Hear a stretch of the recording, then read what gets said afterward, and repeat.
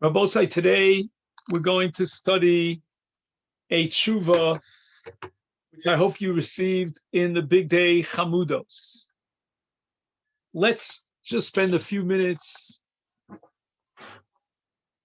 describing the background for this tshuva, which was written earlier on when the Magefa of Corona was very intense and women were afraid to go to the mikveh. And in this case, one of the Rabbanim describes a situation in which his wife is afraid to go to the mikveh. She is towards the end of Zayin Nikiyim, and she's asking if she could go to the Yam and to be Toveles in the Yam during the day. She's afraid to go at night to the Yam for understandable reasons. She wants to go during the day, and it's on the 8th day. The 7th day is out. Even though on a Doraisa level, on the 7th of Zayin Nikiyim, a woman can be Tovelos, but the Rabbanan did away with that because they were afraid that after she came out of the mikveh, she might have an intimate relation with her husband, which is also until the nighttime. So the possibility of going to the mikveh on the 7th day is out. But what about the 8th day? And her husband will take her to a private place in the beach somewhere where it's calm. She doesn't have to worry about waves that might sweep her out to the ocean, chas v'shalom. And he'll guarantee that her tvila was kedas ukidin. And this is the sheila that was asked.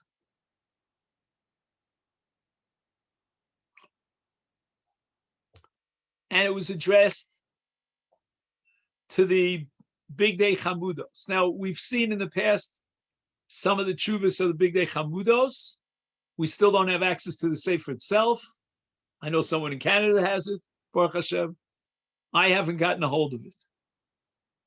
So it's a little bit challenging to try to read it in this form, but you know, we were able to more or less get through it. There's one part which I would like to go through with you and see if we can work it out together. But the basic framework I have. Now, in order to appreciate his response, we have to see the Gemara that the Big Day Chamudos quotes and the way the Rambam and the Shulchan Aruch paskin based on that sugya. So if you have the text, you're looking on the first page, which is equivalent to page 230, Reish Lamed, on the bottom right column. And he quotes a Gemara in Masechta Nida, of course, on Daf Samach Zayin Amud Beis. And after the Gemara establishes that Tvila b'mikveh has to be at night, and that applies even after 7 days, because we're afraid that if she'll be Tovelis Bayom, then her daughter, who watches her mother and learns from her mother, will imitate her mother when she gets older. She too will be Tovelis Bayom, but she may be Tovelis Bayom Hashvi on the 7th day. Therefore, Mishum, what's called Srach Bita, so as not to cause any mistake on the part of the daughter when she grows up, they forbid the mother from going to mikveh during the day, even on day number 8, because from day number 8, the daughter might come to the conclusion that she can go to mikveh on day number 7. However, the Gemara tells us about 3 different Amoraim in 3 different locations, 3 different cities, each one for a different reason, made a takana permitting Tvila Biyom on the 8th day. The first takana was established by Rav Idi in a place called Bednesh.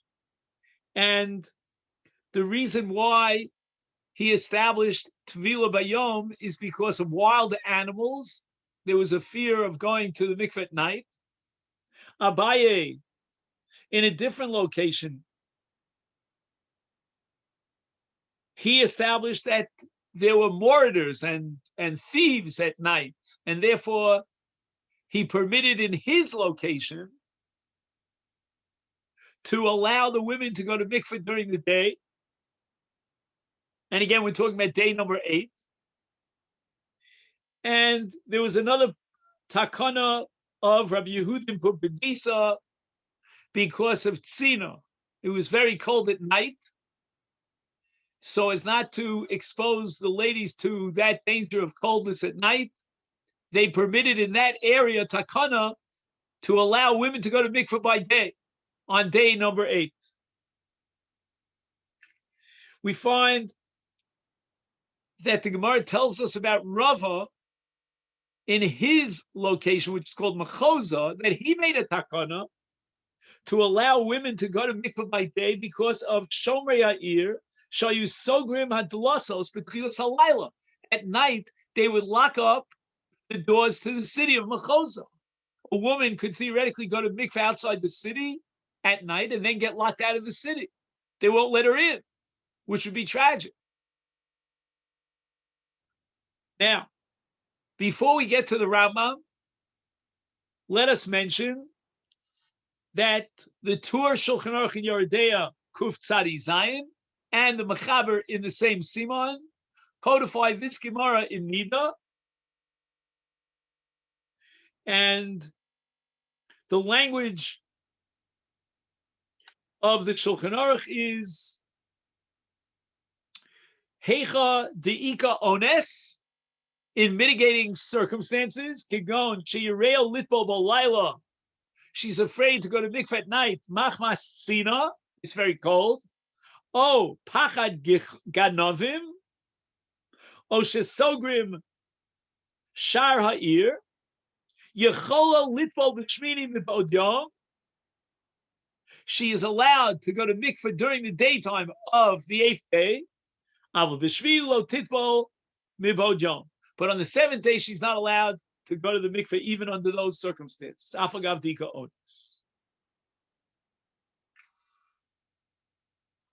When we read the Gemara and the Poskim, whether it be the Tur or the Shulchan Aruch, we'll get to the Rabbah momentarily, we certainly get the impression that there's room to be lenient under extreme extenuating circumstances to allow mikvah by day on day number 8. However, the plot grows thicker. Why? Because we have something called the Piskei Corona, or as the Hungarians would have it, Piskei Chiva. His name was Eisenstein. But don't hold it against him, even if he was Hungarian. I know in Toronto we have the Hungarians, we have the Polish, and then we have the Canadians. In any event, the Piskei Tshuva quotes a early tshuva written by the Chamudei Daniel, not to be confused with the Big Day Chamudos. And the Big Day and the Chamudei Daniel written by Rabbi Daniel Berb Yaakov over 2 centuries ago, it was published over 2 centuries ago. It's probably written 2.5 centuries ago. And when the Piskei Tshuva quotes him, you know that there's something serious going on over here, because the Chamudei Daniel was one of the great poskim in Yeridea. And he writes, to lo mahani ones, ela ima ones l'chol hanoshim shebeir. When do we allow this flexibility and this leniency? and paskin that a woman is allowed to go to mikvah on the 8th day at daytime, that's only an onus that's l'chol nashi ha'ir, for all the women in the city.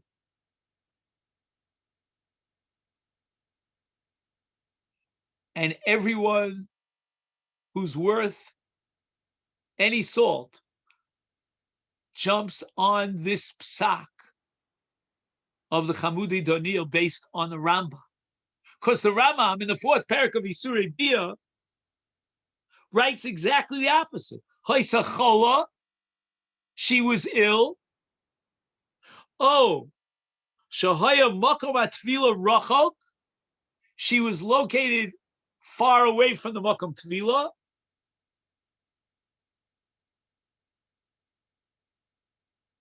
The ein hanoshim yicholos lagialo, the women can't get access to arrive at the mikvah, the makom tvila. The lasar b'layla mipnei alistim, o mipnei atzina, o mipnei chenolim sharei medinos b'layla harezu toveles b'yom hashmini, o b'yomim achrov b'yom. The Rama mentions a chola who cannot go to mikveh at night. She's too weak. She's allowed to go to mikveh by day, on the 8th day and beyond. We're not talking about chola hashava l'chol nasha ir. We're not talking about a situation where all the nashim in the city, as the Chamudei Doniel would have it, are ill. She took ill, Ribono Shel Olam, and the Rambam allows her to go to mikvah on the 8th day. How could it be that the Chamudei Doniel was unaware of the Rambam, and he could paskin that the only heter for the 8th day, and I'm not talking about the musical group, is only if it's an honest l'chol mashiach? Right? Can he say such a thing? Rambam says that she was a chola. Joe, would you not say? I mean, the Rambam says for a chola, but would you, maybe he's only talking with regards to sakana? Why can't you split it? Again, you might talk about laws of sakana. I don't know. You have to judge whether sakana is a reason to allow a woman to go to mikvah by day. Yes. So what he's saying that in a situation of sakana, it's got to be everybody there, because how do you define sakana? It's difficult to define sakana. It's not necessarily as difficult to define chola.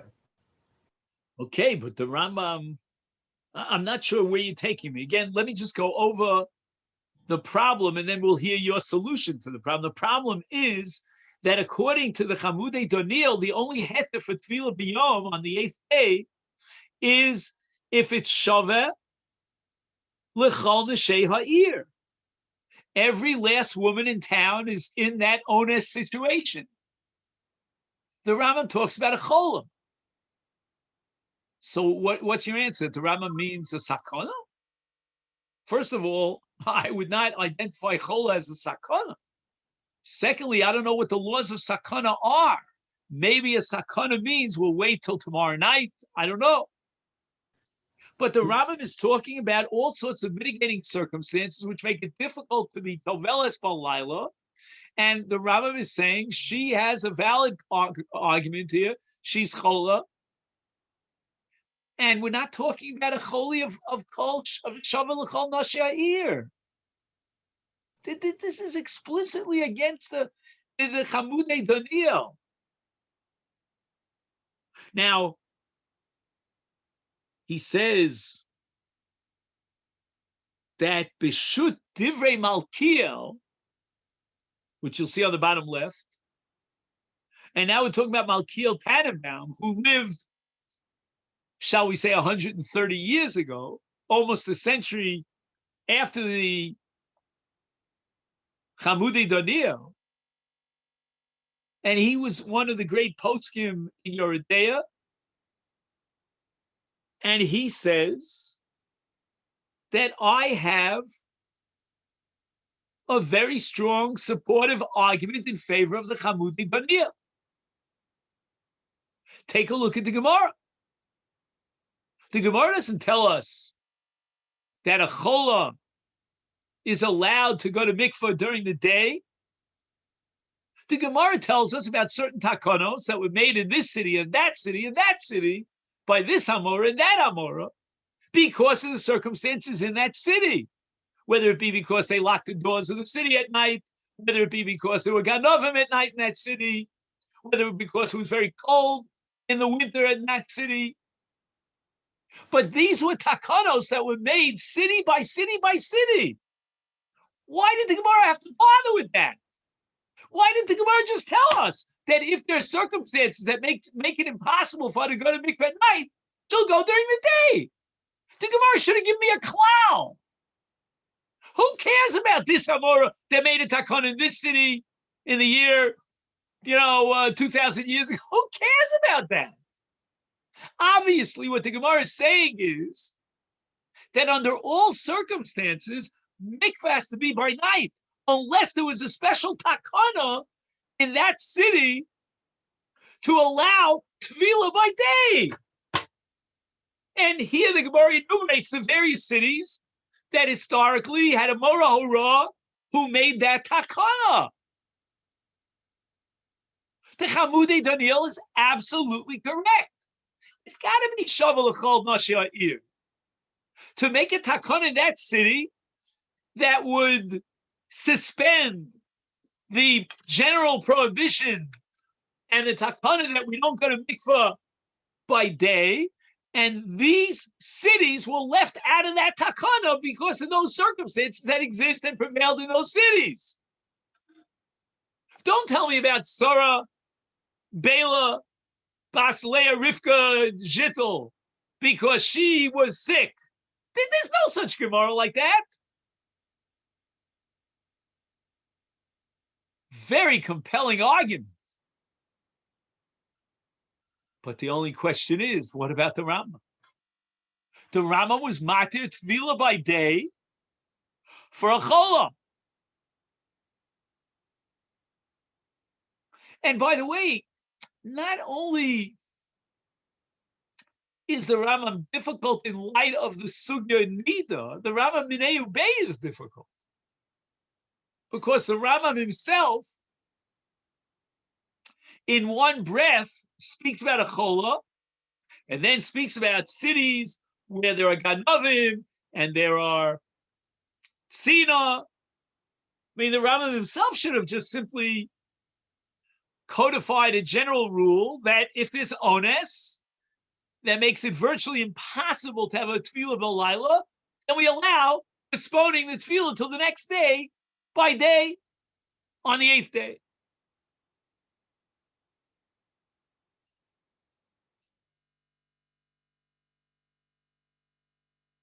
Now,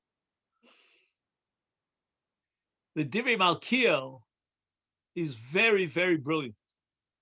He gives us a logical basis within the world of halacha for differentiating between a situation of ones l'chol ha'ir and a personal ones.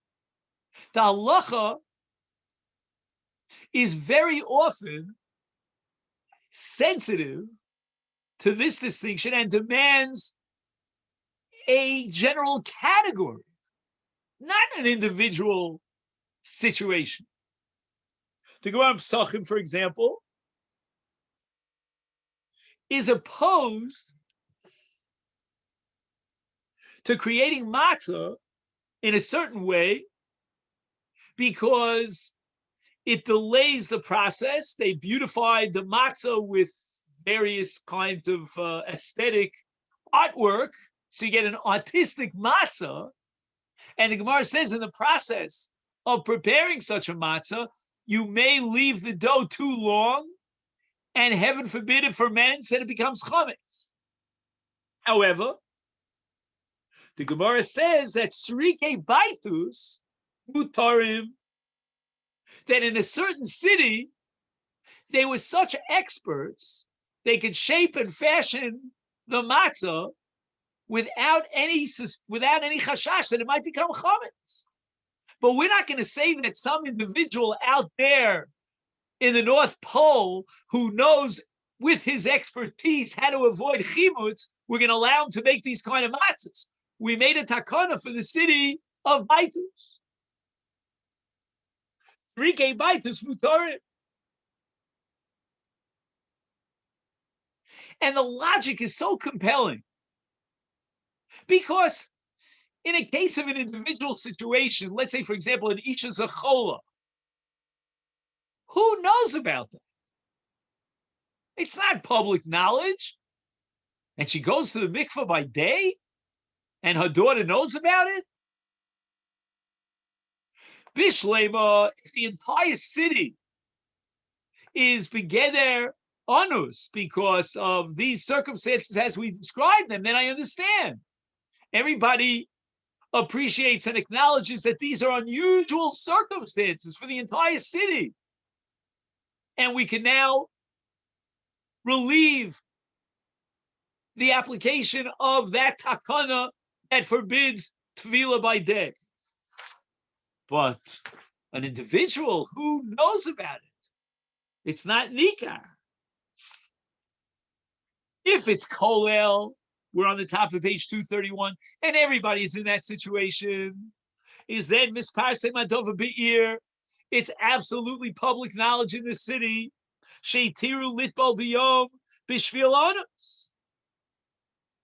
And therefore, the daughter is not going to come to any mistaken conclusions as if to say that as a general rule, the floodgates are open and it's always leniently permissible to go to mikveh during the day. She realizes that this is a situation in the city and they allowed it for that reason in the city and this tefillah b'yom, but she's not going to draw any conclusion that's extrapolated and generalize it to say that whenever circumstances arise, I have a difficulty, I don't want to go at night, let me go during the day. Is Memela, says the Direi Malkiel beautifully. The Gemara doesn't say that Abaye was matir tefillah by day. Rava was matir tefillah by day. It says iskin. It doesn't say hitir. Why the lashon iskin? Because it was a takana for the entire city.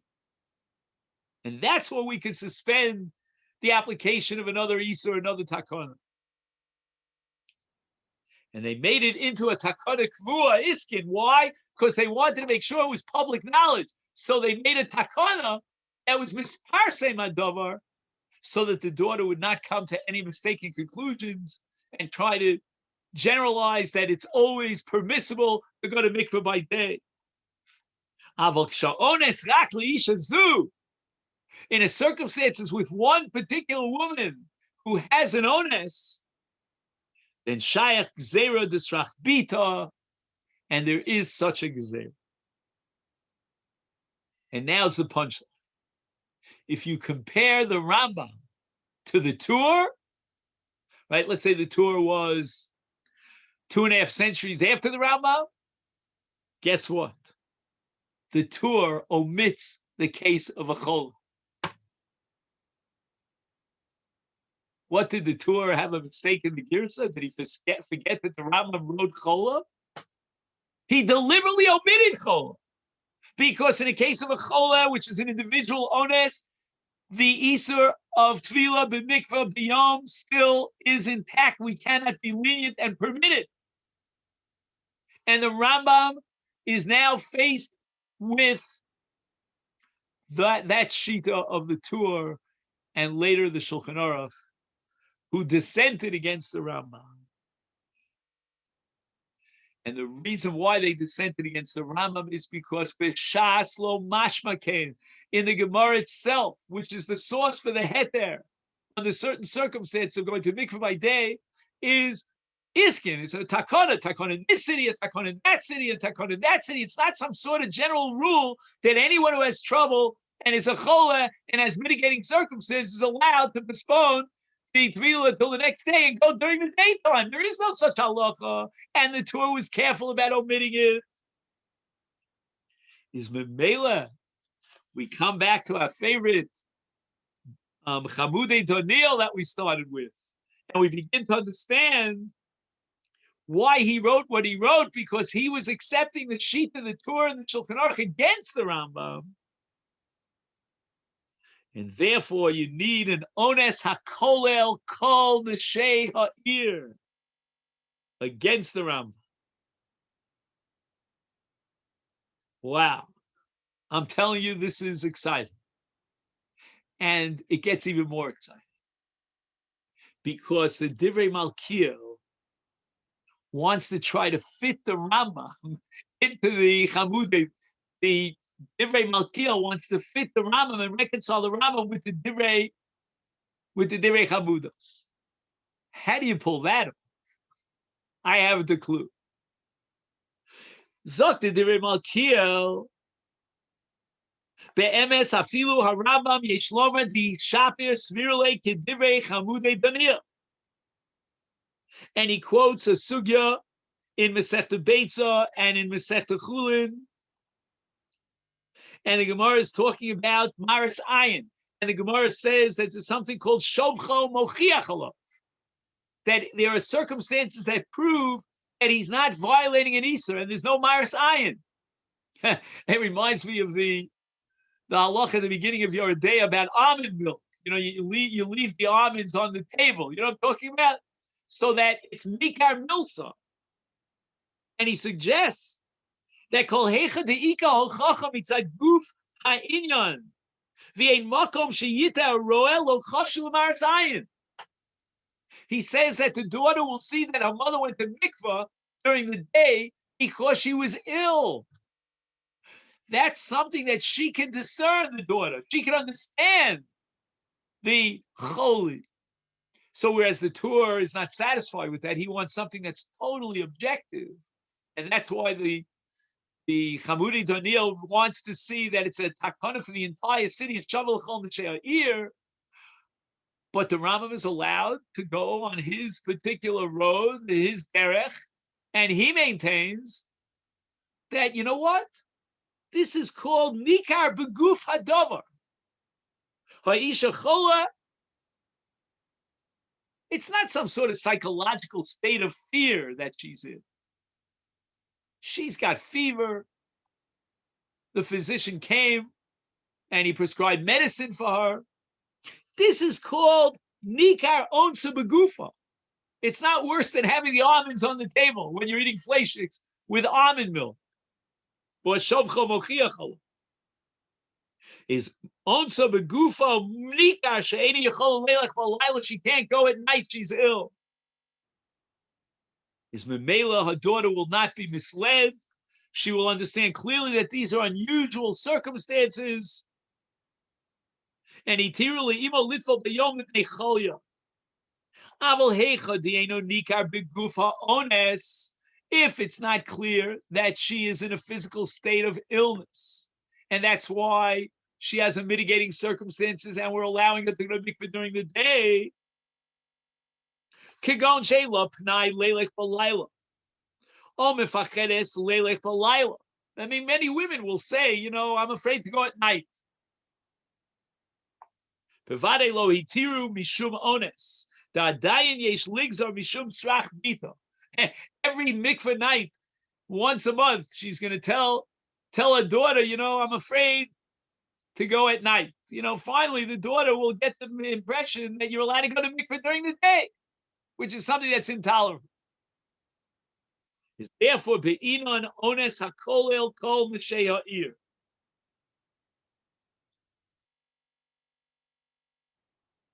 Now, we take a breath and we say that Divrei Malkiel did such a great job in defending the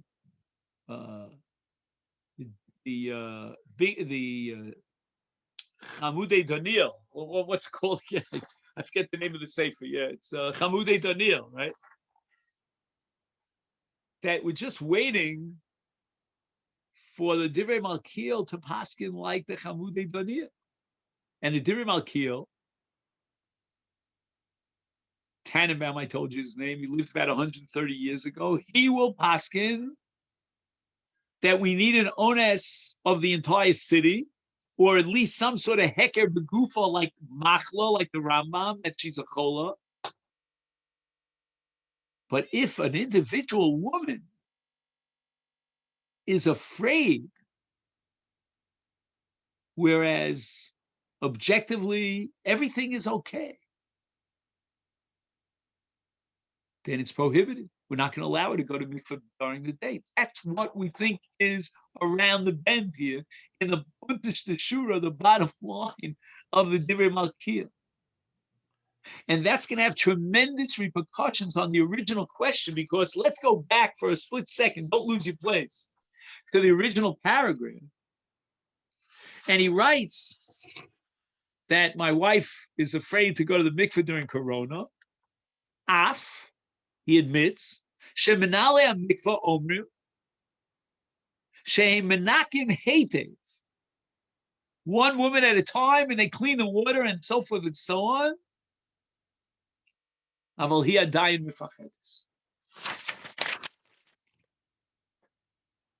There's no objective heker here, because all the women are relying on the mikveh and the menalim of the mikveh. So if we go with the Divrei Chamudos, and the Divrei Malkiel seems to accept that, then hold everything. We're not going to be so quick to allow a woman to go to mikveh on the 8th day during the daylight hours, when the objective situation is that the women in the city are going to the mikveh under the strictest supervision. It guarantees cleanliness, etc., the best of the hygienic standards. But here comes the curve. And this you'll see on page 231, column left. Kol ze koshavti litaretz divrei chamudei donir. Achen ledina nirali lanias taiti ikar deloka chamudei donir. Says Rav Malkiel Tannenbaum, I don't think we accept the divrei chamudos. The pashtus loshen aposkim mashma de bechol ones shari litpo biyom ches. Af bi ones shel isha achas the af be ones she'eno nika begufa. He says, let's look at the language of the poskim, the Torah and the Shulchan Aruch. They say you're real litpo balayla. They didn't say that all the women in the city are refusing to go to mikveh. They have a women's what do you call it, mecha. They're doing a protest in the streets. We will not go to mikveh at night. You're talking about a woman who's Yireo Litbo Balayla. She's not ill. She doesn't have a bad back. There are no ganovim in town. No one's locking up the city, but she's Yireo Litbo Balayla. That's what it says in the Torah, and that's what it says in the Shulchan Aruch. And it's all based on the Rashba. In Torah Sabayis Aruch, he writes in Sha'ar Tvila, Im Yereya Machmas Tzina O Pachad, she's afraid to go at night, it's cold. Is Be'eza Ones, whatever the onus might be, Yechol Litbo B'Yom Ches. And that's what it says in the Torah and the Shulchan Aruch. He Yereya. She's afraid of tzina, of pachad, whatever pachad she has at night. We're going to allow her to go to mikvah on the 8th day. Velo b'chol noshi ha'ir. The rest of the women in the city are going at night.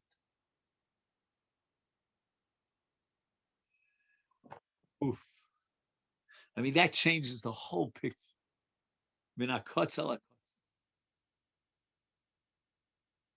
Says the Dirim Al-Kil, Nire, the Mefarshe, what are they going to do with the Gemara? The Gemara says there were takonos in each city.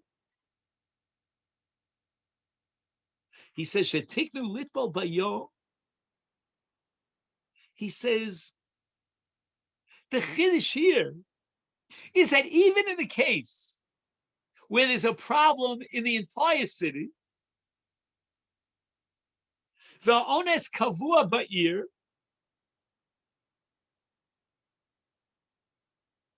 and therefore, hava mina denehi de mutter b'makom ones, hainu rak ones li'isha achas b'mikra. Aval hechad ba'ones kavua b'ir l'chol masha ha'ir, nema di'ein roi lakar or levatel legamri takonis chazal. The chiddush here is that even if the entire city will have this extenuating circumstances, and therefore we need this takana, and it means that in the entire city we are now being oker at takana, even in that case we're allowed to do it. There was never an issue about a particular individual onus that would surely allow tefillah b'yom hashmini. The chiddush of the Gemara is that even if the entire city would be oker the gzera, the original takana that prohibited tefillah b'yom mishum srach pita, we're going to allow it, and the authority lies in the chachamim, vested in each city's chachamim, to undermine the original takana.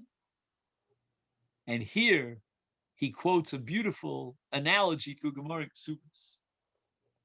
The Gemara at the beginning of Ksubis, you'll all remember this Gemara. In the case of the Hegmon, right, there was a takana that a Sula should get married on Wednesdays, and the Hegmon got word of it, got wind of it. So you know what he did. I don't want to go into detail. And it was a very difficult situation.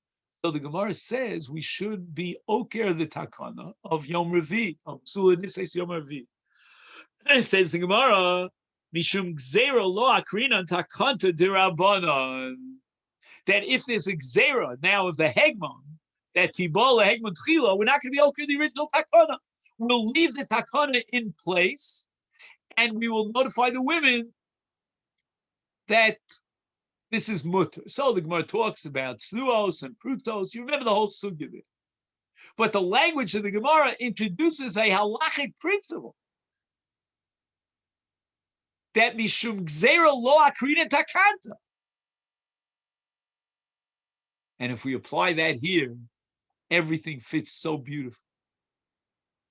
We had a havamina that if an entire city it's impossible for the women to go at night, we will not be oker the original takana. No one has the authority to get up and make a takana to be oker the original takana.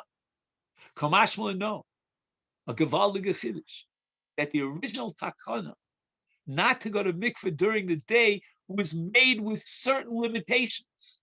There was a proviso built into the original takana that only cities that could tolerate that takana, and the women in that city, whatever those cities are, can go to mikveh at night, then we have a takana. But they never included those cities. So we needed the chachamim during the generations in each location to determine that our city not included, it's not incorporated into the takana. But that's the big chiddush of the sugya in Nida Daf Samach Zayin and Beis. But as far as the issue of an individual onus, that for sure we would be matir. But the chiddush is that we can make a takana, and with regard to a particular city, we could be oker the original takana because of the situation as it arises in this city, even though it includes the entire city. I have a question. Let me just make a note of where I got up to, so Yeah. I'll be able to pick it up. Yeah, Dave. Okay, so two things. So first of all, Srach Bita. So Bismanazeh, girls go to school. So could you not say she's not around to see it anyways? Who cares? Number one. Number two. I don't know, David. I'm not. For that, you have to be more like in motion, if you know what I mean. I get it. Okay, number two, there is actually an issue now, believe it or not, in Toronto. I don't know about other cities, where a lot of coyotes have been seen recently. And I could see where a lot of women say, you know what, I'm not going to Nick because these coyotes, who knows, I don't be attacked by this animal. I'd rather go during the daytime when the coyotes aren't around. So I can actually see that being a real live Shiloh here. I'll tell you the truth. If I would stop the tshuva right here before we go on, I would agree with you 100%. That if there's a problem in the city with animals that make it very difficult to go to mikveh at night, there are rabbanim in the city. Again, who am I? But I'm just saying, who are you? So I can agree with you, and I'll blame it on you. It wasn't my chiddush; it was David Spiegel, and the rabbanim in the city should be advised. We'll get Rabbi Felder on the phone. I don't know who's head of the Vada of the year. Rabbi Shlomo Miller will get involved, Shlita, the guy in Olam, and we'll ask him if we can change the laws as far as Toronto is concerned. Because who wants to go to mikveh when they're coyotes? Right. But let's wait until the end of the tshuva before we jump the gun. Okay. But at this point in the tshuva, it seems that even the Divrei Malkiel, who was the great defender of the Chamudei Doniel, and he came up with a brilliant deal to support the Chamudei Doniel, because take a look at the Gemara. The Gemara speaks about an onus that shavel a year. How could you go a step further and allow for an individual onus? And now the Divrei Malkiel himself turns the tables around, upside down, and he says, name. For sure, you could be matir for an individual circumstance, like we saw in the Rashba and the Torah Sapais HaOruch, and we saw in a diuk in the Torah and the Shulchan Aruch. The chiddush of the Gemara was that even if it means being okir, the original takana, for the sake of the city, we're allowed to do that as well. So at this point, it's like a boxing match, Round one, the Divrei Chamudus is down on the floor. Round two, he's up on his feet. Round three, he's down again. Now he's down again. And then he writes Lamaisa, the Divrei Malkiel Paskins, Nirol ani estaiti lahakil b'makom onus b'chol gafna. Any onus, when a woman is under circumstance that she cannot go to the mikveh at night, we're going to be making. Ubifrat. Now there's a printing error here. If you're following the text here on the bottom left of page 231, it should say Lididan. They switched the Dalit and the Lamed. So it should say Lididan for us. The Kule Suffolk Zamos. Every woman today is in a status of a Suffolk Zamo. Right? We're always afraid that maybe it's during the Yud Aleph Yom, Shabbat Nida L'Nida, maybe she had 3 Re'iyos consecutively, and therefore she's a Suffolk Gdola. But she might be a Nida. On a Doraisa level, we might consider her a Nida, and she was Shofas even for 7 full days, and she doesn't need Zayin Akid. And therefore, we can rely on the Balamor and the Ra'ah who are Mekel Bizman Hazeh. Even Lechatchila, they allow Tefillah in the 8th day. Because the whole Chashash is because of Srach Bita, and maybe she'll think it's the 7th day, etc., etc. But that's only if she's a Zava Gedola, and we don't even know if she's a Zava Gedola.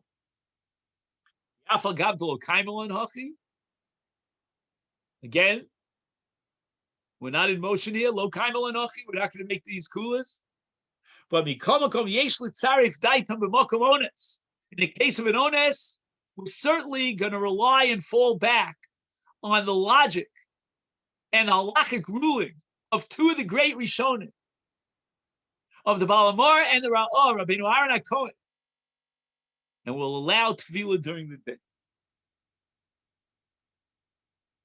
And he adds another possible reason to be Mekil.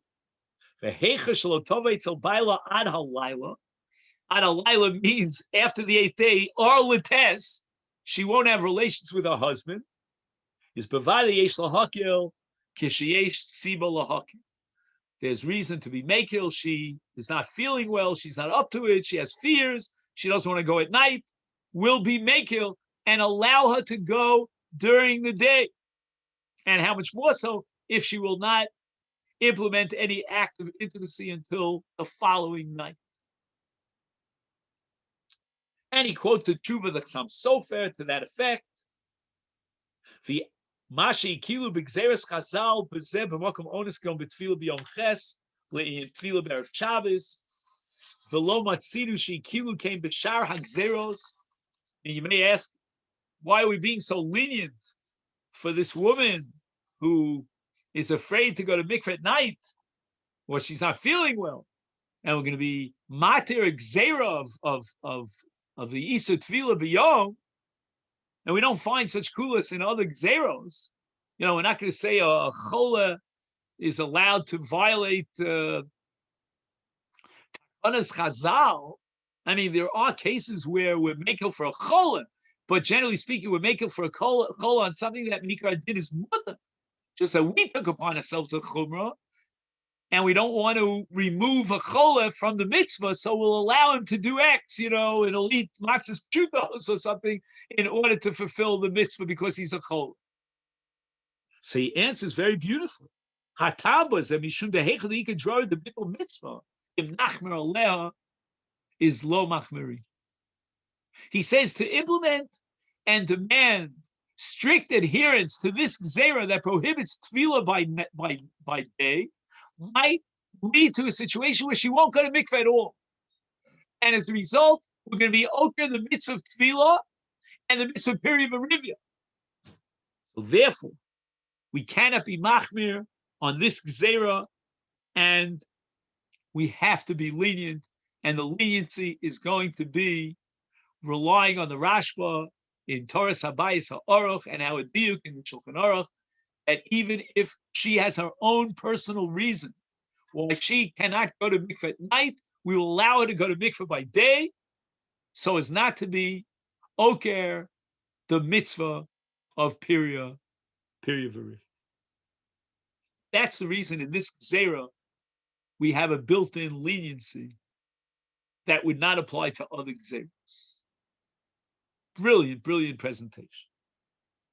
So the bottom line is, again, as I said before, if we stop the tshuva right here, stop the bus, I want to jump off, then we certainly could be making in our original shaila during Corona when this woman is afraid to go to the mikveh. Let her go during the day to the ocean. Avul be'emes. And here's where, again, we turn a corner. So we're now on page 232 on the right column. He says, oh, no. You're jumping the gun. And too quickly, you are dismissing the Chamudei Dunya. You have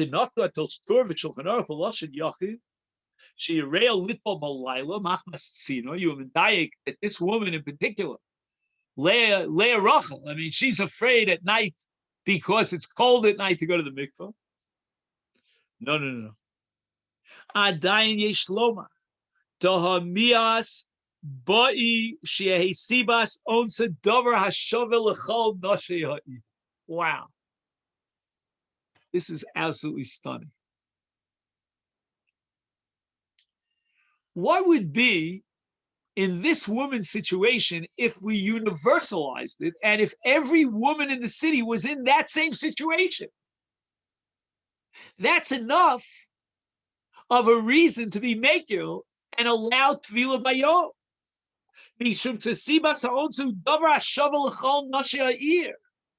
That's what the Gemara is talking about in Sechta Nida.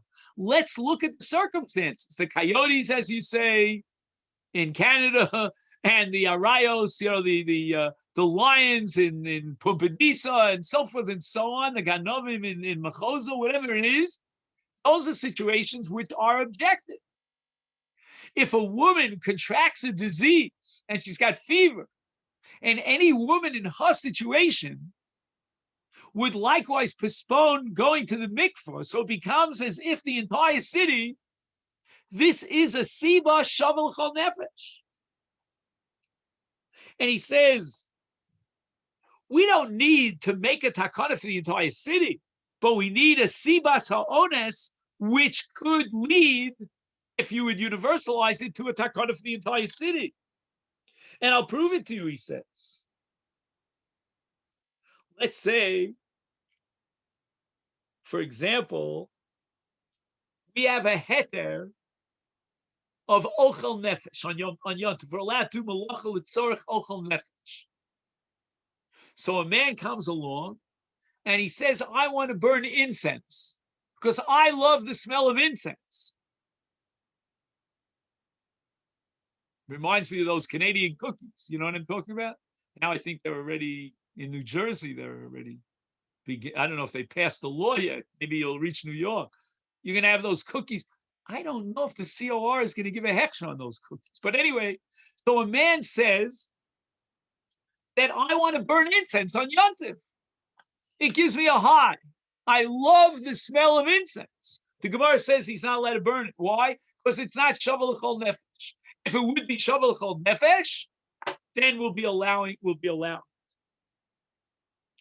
And he writes that im ha'ones who be ofen kozesh im ye'oreb b'shar noshim ye'gamkein anusos litvol b'yom, is then we could be mat. Aval im ha'ones shaykh rak le'isha zu batla daitzo tzil kol adam. The halacha says we look in objective terms, and I'll prove it to you, he says. Mitztayer is potem in a sukkah. But the halacha mitztayer potem in a sukkah is only a tsar shu shavel chol nefesh. He's getting into deep trouble over here because this is a basic machlokes in the poskim in Hilchas Sukkah about what we call an istinus. You know, he says, I can't, there's a fly in the sukkah. And he wants to run out of the sukkah. I looked high and low. I didn't find the fly. There was one mosquito in the sukkah. Ich bin a mitztayer. I'm mitztayer, I'm potem in a sukkah. That's a gigantic machlokas where there is such a thing. But he's assuming the divrei malkiel that we paskin that we need a mitztayer that's shavel chol nefesh. A woman comes along and she says, I'm afraid. I'm afraid of the dark. You know, people have all sorts of phobias. I have an aunt who would not get on a plane during the entire course of her life. You know people like that? Probably do, especially post-Holocaust. All sorts of phobias.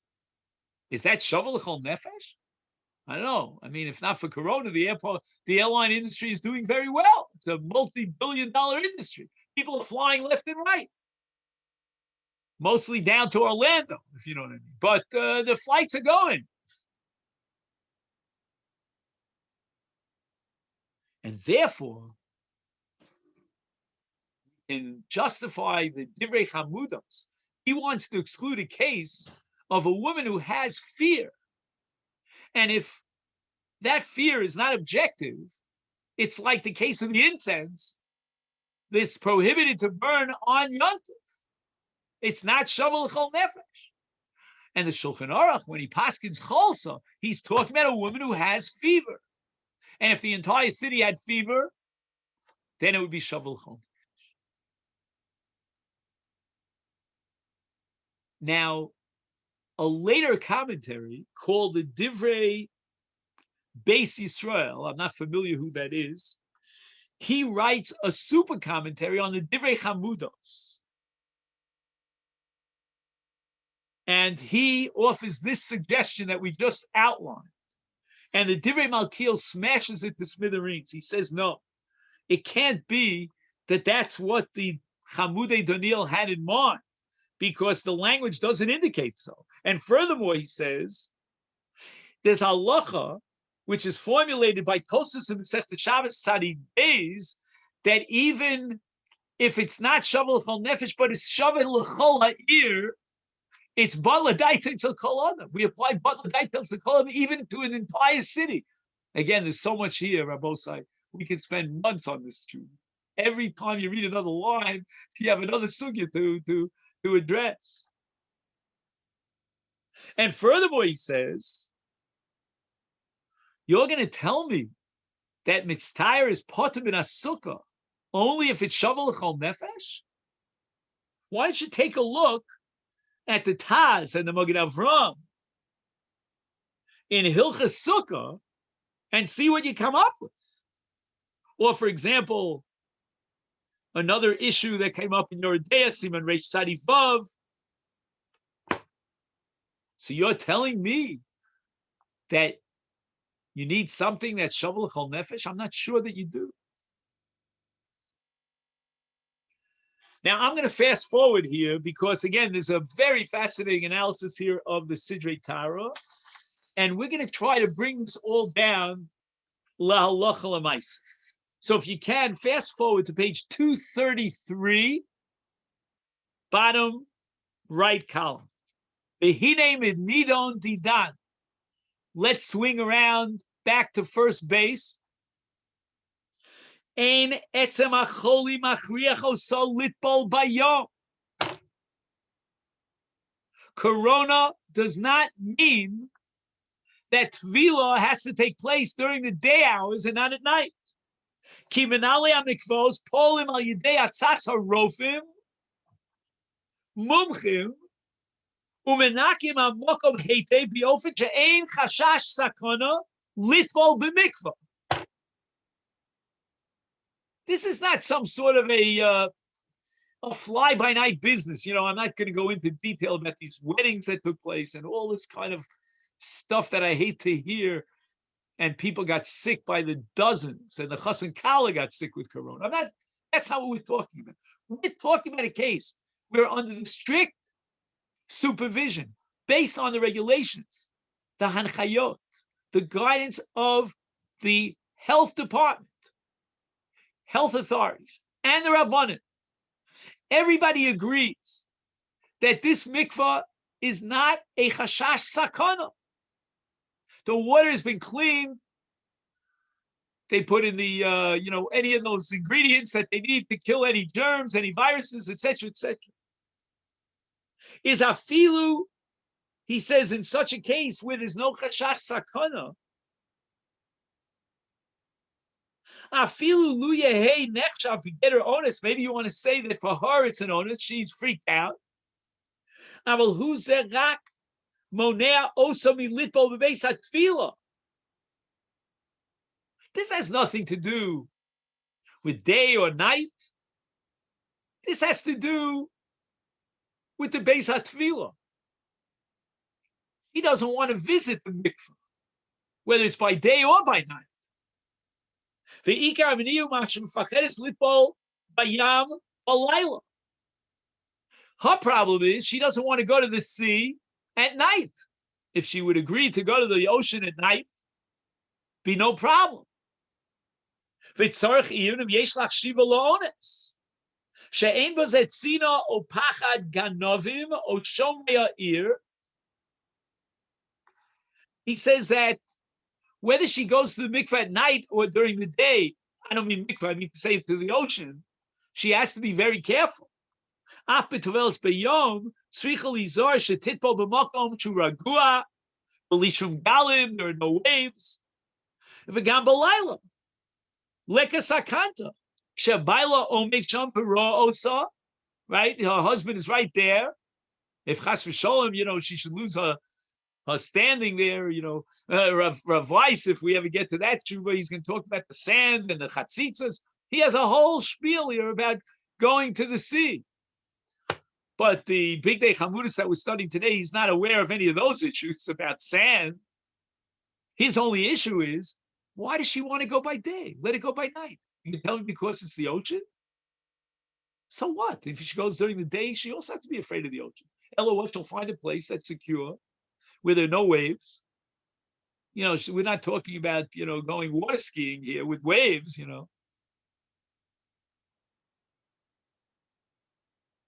The Gemara says that an Ovel Rahman al is chayiv in sukkah. He can't concentrate on the sukkah. He's obligated to straighten out his brain and focus on the mitzvah sukkah. Those are the demands of Allah. And therefore, ein bozeh geder ones hashavel chol nashe ha'ir. You cannot objectify her situation of onus. You can't tell me that other women would have been in the same situation. No. This is her issue. Lachein eini yachal lahoros b'zeh lahak. I cannot be makil to allow tefillah during the day. The od b'zeh dehine bebeis Yosef kosav b'shema agur osa noshin shetovus b'yom tzrichos lahastir tefillosam mibaleim shelo yishamshu ima b'yom. And we don't know exactly what the Beis Yosef is talking about. I mean, if it's during the seventh day, then there's an Isa Doraisa for them to have beer. But what does he mean? Lahastir tefillah b'dei. L'chora, he's talking about the eighth day. Al kochet tzarich lovin toveles b'yom shmini. Nu, if she's toveles b'yom hashmini, then there's no suffix Doraisa here. What would be so terrible if they had intimate relations? And we go back to our original premise that we're talking about the seventh day. He should have written that she shouldn't have gone to the mikvah on the seventh day, but if she did so,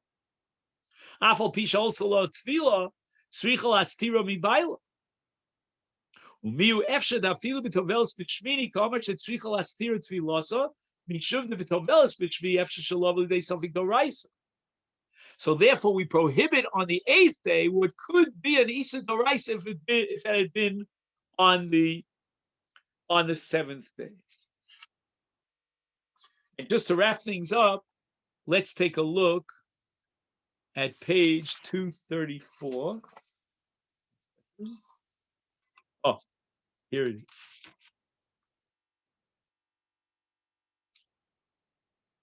He says, "Lifnei eze yomim nishalti." It's unbelievable how these questions keep flowing in. They have rechachad. Shehu ve'ishto nachlu b'choli hakoronu kvar achlimu shneim. So too, the wife and the husband both had corona. And now, Baruch Hashem, they're well. The omnom and aliyah mikvah dayin ein marshim lahem la litvol b'mikvah. Because of the extra caution of the menalei mikvah, they don't want to let her go into the mikvah because she already had corona. Today, I think the situation would be different, but at that time, they were freaked out. A woman who had corona, even though she has no symptoms, would not be allowed into the mikvah. He says, Hassam, in that case, now I think we can allow her to go by day. Why? Shema etzem hamaniya litbol b'mikvah, hu ke'onis hashavel l'chol noshe ha'ir. Now that the menalei mikvah will not allow her to go to mikvah, it becomes like a situation which is hashavel l'chol noshe ha'ir, because any woman who is a survival case, a recovery case from corona would not be allowed into the mikvah. And therefore, we can allow her to go during the day. But mikomakom, gam hasam, even in that case, he says, it's hard for me to be makil to allow to go to mikvah by day, to sof etzem amoneo, somi litpo b'layla, hudak machad pachad, v'daiga. Because once again, why doesn't she go to the ocean at night? It's only pachad and daiga. I don't know if that's called shavel l'chol nefesh. V'anachon sheyidrosh malas kvodo heitev yivar b'minhali hamikvah sheyifartu kol puloseim eich osim heitev lishmar. And now the Rav now sort of pats the shoel on the cheek. And he says, look, what I would suggest, what I would recommend is get in touch with the Menala Mikvah let them give you a detailed list of all the precautions they took. Maybe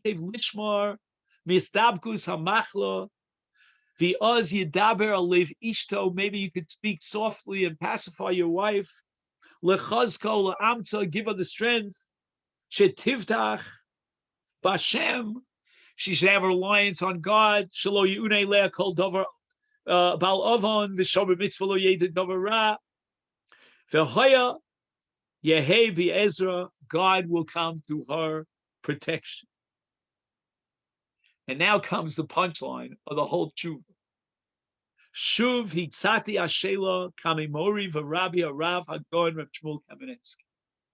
You remember from our past experience with the Big Day Chamudos that he is a Talmud Muvak of the Rosh Yeshiva of Philly, the head of the Agud in America, Reb Shmuel Kamenetsky. The Heshivli, the B'makom Tzorech Gadol. If she just can't get over it, she's not willing to go to the mikveh, and she won't go to the ocean at night. Efshar lahakil b'zeh. We can be making. Divizmanenu kol anoshim befachtos militbal biyom balayla. He says that maybe this is called shavel l'chol nefesh. That women today are afraid to go to the ocean at night. Night swimming is not in vogue for most of our ladies today. I'm sure there are plenty of ladies who do go swimming at night in the ocean, but not our ladies. And therefore it becomes shavel l'chol nefesh. And I think what the Big Day Chamudus is doing for us is he's saying that if you would ask me personally, I can't get it out. I can't tell you to go to the mikveh by day. I can only tell you to try to calm your wife down and convince her to go to mikveh at night or to the ocean at night. But me, Gadol Reb Shmuel Kamenetsky, Moreinu v'Rabbeinu, who said that b'shas ha'chak hagadol hazeh, and she's claiming she doesn't want to go to the ocean at night. She's afraid of going to the mikveh because of Corona. We can call that shavel l'chol nefesh. And in order not to be oker shalom bayis and the mitzvah period of rivya and tefillah b'zman of mikveh, we're going to allow it. And hiniri bozeh yedido dorish b'shlomo mitzapel yishuas Hashem b'chlal u'befrat. That's how he ends the tshuva. I find it very fascinating. So many dimensions of this tshuva are just fascinating. I read other tshuvas of different gedolim and they're publishing books. And frankly speaking, they're bland. They're flat. This is exciting. Sugyas here, there, lumdus, analysis, the rabbanans, takanas, shavel l'chol nefesh, shavel l'chol ha'ir. I mean, these are concepts. But what's most fascinating to me is that the man will write a tshuva and he's absolutely convinced of his conclusion, but he'll quote his Rebbe. He's basically transmitting the following message. You can rely on my Rebbe if it's a shas hadchat god. I can't be matir, but yesh shall be listening. And a Talmud has, in a sense, on the one hand, the audacity, so to speak. I wouldn't call it audacity because that sounds like a pejorative term, but I mean to say he has the places, he has the sense of security in Torah that he is also able to analyze Torah and go through the sugyas and the poskim and express his opinion. At the same time, he has a loyalty to his Rebbe. Mitarnit Iber Paskin in the Rebbe, we can't go against the Rebbe.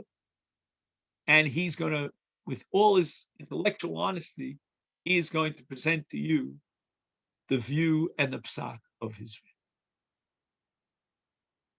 Today's Shia was dedicated for the Aliyas Neshama of Mori Vachami Chaim ben Buna Menachem Schleifrig, whose yahrzeit will begin in about 3 hours' time. here in this part of the world. If anybody wants to follow on Zoom, I can send you the Zoom link. And we're having a tikkun tonight, as the Hasidim call it, to say brachos and to recite a siyum. We have a siyum hashas in memory of my father. So we hope it'll be, Mitzvah Hashem, an aliyas nishma. That's what I wanted to share with you.